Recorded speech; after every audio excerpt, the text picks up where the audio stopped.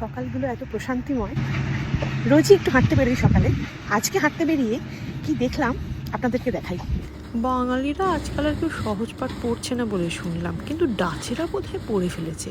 তা না হলে ডাচেরা কি করে জানলো যে মঙ্গলবার জঙ্গল সাফ করার দিন? আজ সকাল সকাল মিউনিসিপ্যালিটি সব পার্কের জঙ্গল সাফ করতে বেরিয়ে পড়েছে গাড়ি ট্রাক নিয়ে, এবং গাছ কাটছে এবং ঝপাঝপ এই ইয়েলো কন্টেনারটির মধ্যে চালান করছে এবং নিমেষে কাঠ গুঁড়ো হয়ে যাচ্ছে। এইটা হলো উড ক্রাশার বা wood shredder. Smart way of carrying. এত বড় বড় গাছের ডাল তো পিঠে করে নিয়ে যাওয়া সম্ভব নয়, তাই গুঁড়ো করে পেটের মধ্যে পুড়ে নিয়ে চলে যাচ্ছে। গাছ কাটা পরিদর্শন করে এবার আর একটু দূরে গিয়ে এই যে পরিবারটিকে দেখতে পেলাম।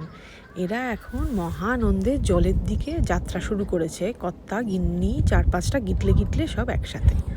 আর এই টার্কিগুলি হলো এইখানকার পাখিদের পাড়ার দাদা। এদেরকে তোলা কাটমানি না দিলে এরা পাড়ায় কাউকে টিকতে দেয় না।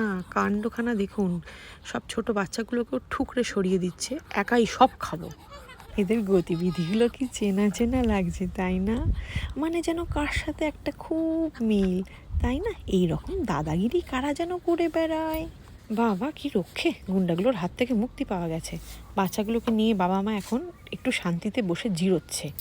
এরা কিন্তু খুব হাইজিন কনসিয়াস। খালি দেখুন, পুকুরে নেবে ফুল ফ্যামিলি মিলে কি হাপুস হুপুস করে চান করছে। গরমে দেখে যা আরাম হচ্ছে না। এবার একটা মজার জিনিস দেখায়। এই যে ছোট্ট কাঠের সিঁড়ির মতন একটা জিনিস দেখতে পাচ্ছেন, এটা হলো ওই ছোট পাখিগুলোর জন্য, ওরা যাতে কানাল থেকে ডাঙায় সহজেই উঠতে পারে। কি থটফুল, তাই না? এইটা হলো আমার হাঁটার পথ।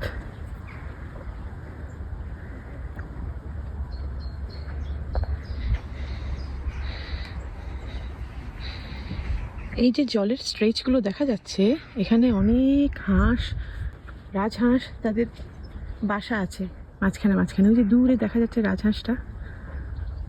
বাড়ি ফেরার পথে টিয়াদের সঙ্গেও দেখা হয়ে গেল। তারা এখন চেরি গাছে বসে মহানন্দে চেরি খাচ্ছে।